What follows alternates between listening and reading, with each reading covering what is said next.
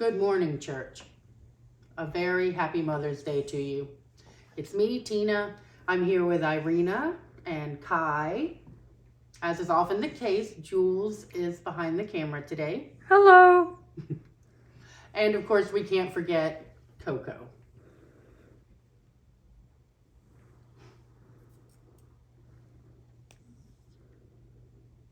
Our first reading this morning is from the book Psalms for Praying, An Invitation to Wholeness by Nancy Merrill, the 23rd Psalm. Oh, my beloved, you are my shepherd. I shall not want. You bring me to green pastures for rest and lead me beside still waters, renewing my soul. You lead me in the path of goodness to follow love's way. Even though I walk through the long valley, I am not afraid. For you are ever with me.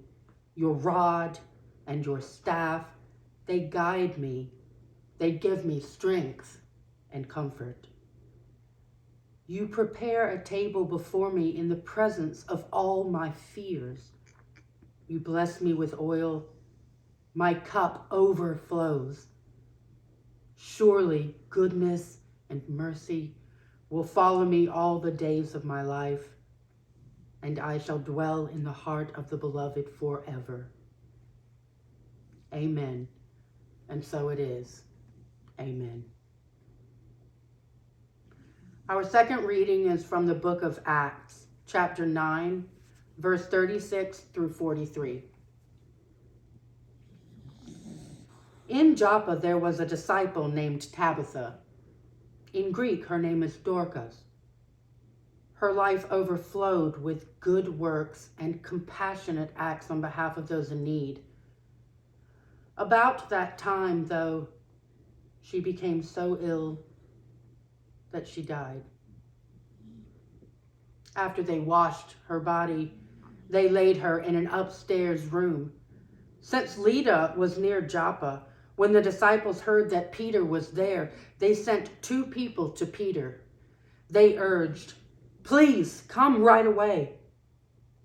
Peter went with them. Upon his arrival, he was taken to the upstairs room. All the widows stood beside him, crying as they showed the tunics and other clothing Dorcas made when she was alive. Peter sent everyone out of the room, then knelt and prayed.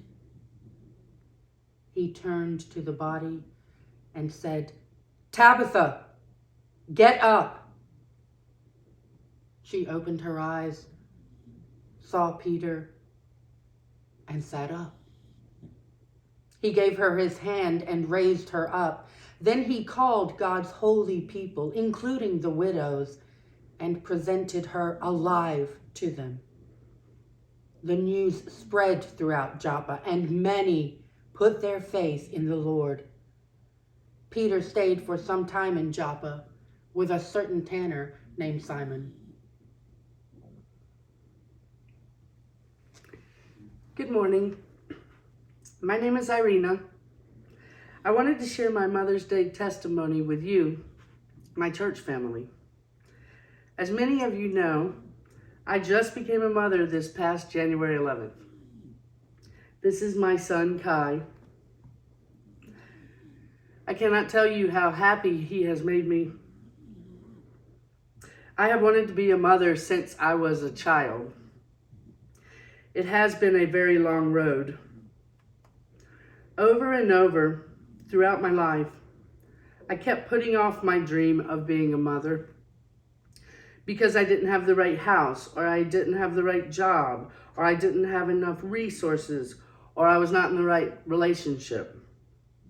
I wanted the environment to be perfect for my child, so I just felt like it was never the right time. Still, this dream was always in the forefront of my mind. Then one day, after hearing a radio commercial from Shady Grove Fertility, I decided I could not wait any longer.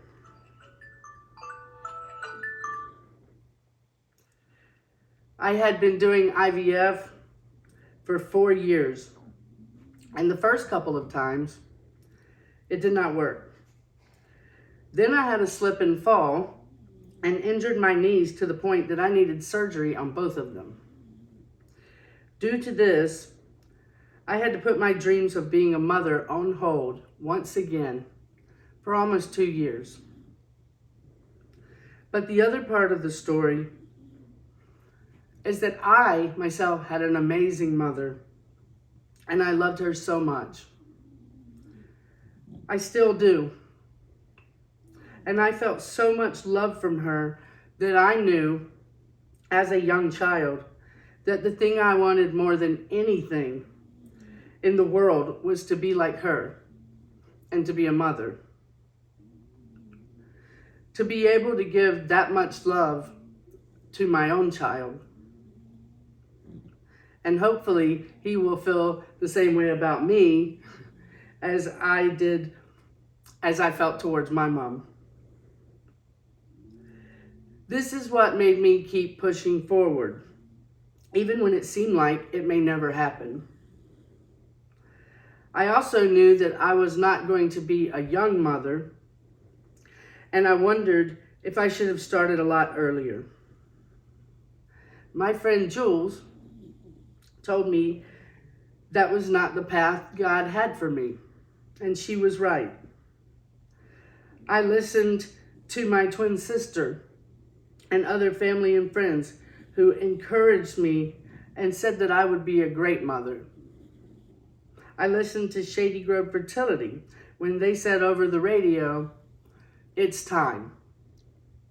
I listened to the scriptures in which God declares in Jeremiah 29:11, "For I know the plans I have for you, plans to prosper you and not to harm you, to give you a future and a hope."